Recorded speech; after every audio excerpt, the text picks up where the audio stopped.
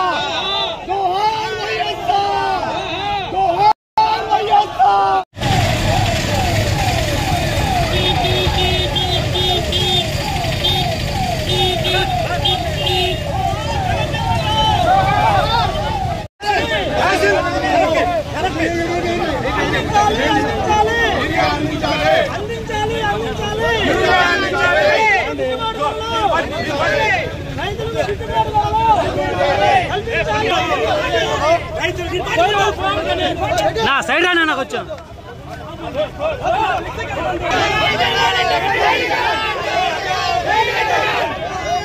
అందించాలి రైతులకు యూరియాను సకాలంలో, అందించాలి రైతులకు యూరియాను సకాలంలో, అందించాలి రైతులు. ఇప్పుడైనా సక్రంగా వస్తున్నారు ఎకరాగా లాగా.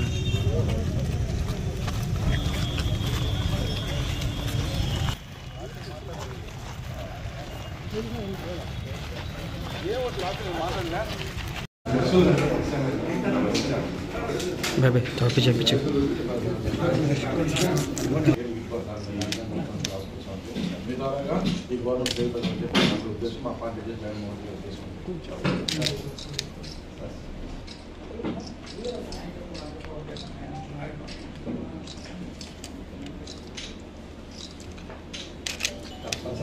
రైతు సేవ కేంద్రాలకు ఎక్కువ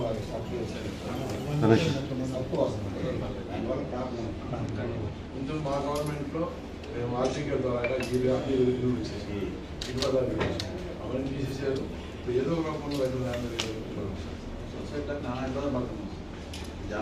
ఏం లేదన్నట్టు వ్యవహరిస్తూ ఉంది. ఈరోజు మీరు ఏబిఎన్లో స్క్రోలింగ్ వస్తుంది. ఎప్పుడైతే జగన్ గారు దీన్ని యాక్టివ్ చేశారో రైతుల్ని 50,000 టన్నులు యూరియా వస్తుంది. నడ్డా గారికి ఫోన్ చేసి చంద్రబాబు అని ఉదయాన్నే స్క్రోలింగ్ వస్తుంది, మీరు గమనించట్లేదు. ఇది తీవ్రమైన సమస్య యూరియా లేనిది. సరే ఇప్పుడు ప్రభుత్వం ఏం చేస్తుందంటే యూరియాను తగ్గించి వాడుకోమని ప్రచారం చేస్తుంది. అది ఇదివరకు చేయాలా? తీవ్రమైన సమస్య అంటే మేము యూరియా వల్ల దుష్ఫలితాలు ఉన్నాయి కాబట్టి మేము యూరియా ఇవ్వట్లేదు అనేది జనంలో చేసుకునే ప్రయత్నం చేస్తూ ఉంది. ఇది చాలా తప్పుడు వ్యవహారం. యూరియా లేకుండా అసలు పంటలు పండే పరిస్థితి లేదు. కానీ ఎక్కువ వాడకుండా రైతులు కూడా తగు మాత్రం యూరియా వాడుకుంటే దుష్ఫలితాలు ఉండవు అనేది మేము విన్నవిస్తూ బుర్రా మధుసూదన్ గారి నాయకత్వంలో ఈ ప్రోగ్రాం బ్రహ్మాండంగా చేశాము. ఈ ముందు రైతులకి ఏదైనా ఇబ్బంది వస్తే ఆయన అంటే మేమందరం నడుస్తాము, పార్టీ కార్యక్రమాలన్నీ చేస్తాము. ఈరోజు పరిస్థితి రైతులది ఎట్టుందంటే, మీరు ఎవరైనా మేము రైతుల తరఫున ఒక ఛాలెంజ్ ఇస్తున్నా. మీరు ఒక పంట వేస్తే 1 లక్ష రూపాయలు పెట్టుబడి పెడితే 1,20,000 ఆ పంట మీద వస్తే మీకు 20,000 ఆదాయం వస్తుందని ఎవరు చెప్పమానండి. ఇట్లా ఘోరమైన పరిస్థితుల్లోనే ఈరోజు కాంగ్రెస్ పార్టీ అధ్యక్షులు రాష్ట్ర మాజీ ముఖ్యమంత్రి వర్యులు వైఎస్ జగన్మోహన్ రెడ్డి ఆదేశాల మేరకు ఈరోజు కందుకూరు కాన్స్టిట్యున్సీ రైతుల అన్యాయం మీద రైతులందరం కూడా కూడగట్టుకొని వాళ్ళ అభిప్రాయం మేరకు ఈరోజు ర్యాలీగా వచ్చేసేసి సబ్ కలెక్టర్ గారికి వినతిపత్రం జరిగింది. ముఖ్యంగా నెల్లూరు జిల్లా మొత్తం చూసుకున్నా కానీ, కందుకూరు కాన్స్టిట్యున్సీ మొత్తం చూసినా కానీ ఎక్కడ కూడా రైతులకి ఏ పంట పండించినా గిట్టుబాటు ధరలు లేవు. పొగాకు కావచ్చు, కంది కావచ్చు, మిరప, పెసర, యూరియా, రకరకాలుగా వరి, ఎక్కడ ఏ పంట పండించినా గిట్టుబాటు ధరలు లేవు. రైతులందరూ కూడా యూరియా కావచ్చు, సూపర్ ఏదో అందుబాటులో లేవు.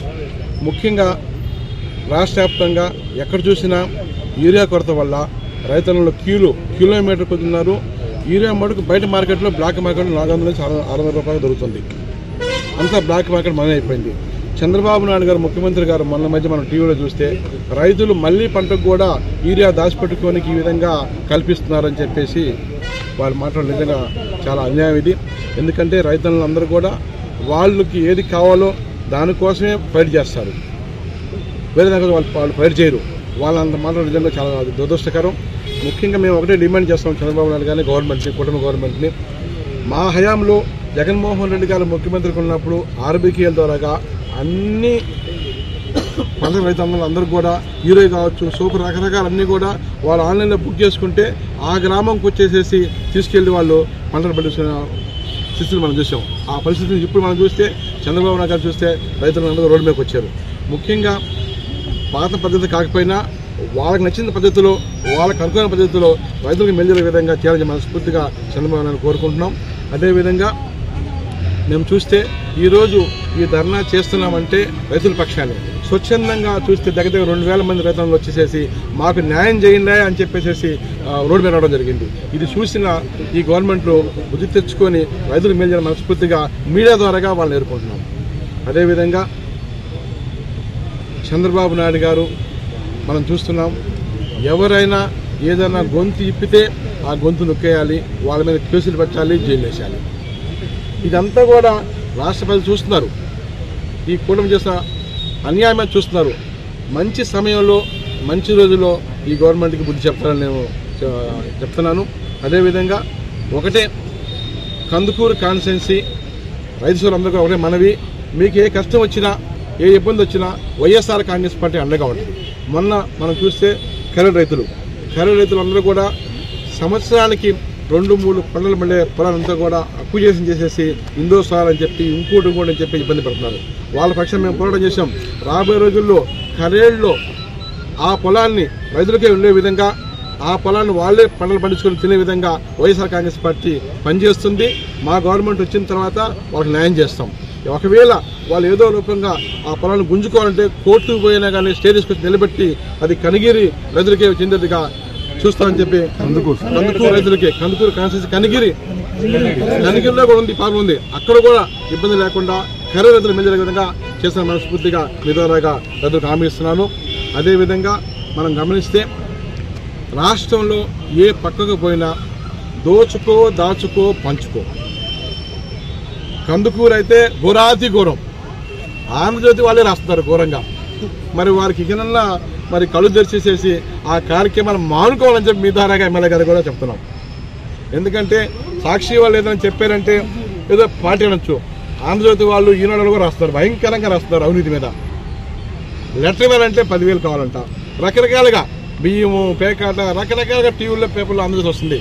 ఇకనైనా ఎమ్మెల్యే గారు ఆ కార్యక్రమాలు మానుకొని రైతుల ప్రజల కష్టాల మీద, ఖరీఫ్ రైతుల కష్టాల మీద, ఇంకా ప్రజలకు ఏం కావాలో దాని మీద దృష్టి పెడితే నిజంగా నీకు ఓటేసినందుకు వాళ్ళు మళ్ళీ ఆలోచన చేస్తారు. ఇది మానుకొని నువ్వు డబ్బే, అవినీతే చాలు, నాకు నేను ఎలక్షన్కి అంత పెట్టాను, ఎంత పెట్టాను, అంతా ఇంత ఊరిపెట్టి చెప్పాను, నేను దోసుకుంటాను, ఇది కరెక్ట్ కాదు, న్యాయం చేస్తామని చెప్పేసి నీకు అధికారం ఇచ్చారు. న్యాయం చేయకపోగా ఏ పని చూడు కమిషన్లు, లంచాలు అని చెప్పేసి ప్రజలు ఇబ్బంది పడుతున్నారు.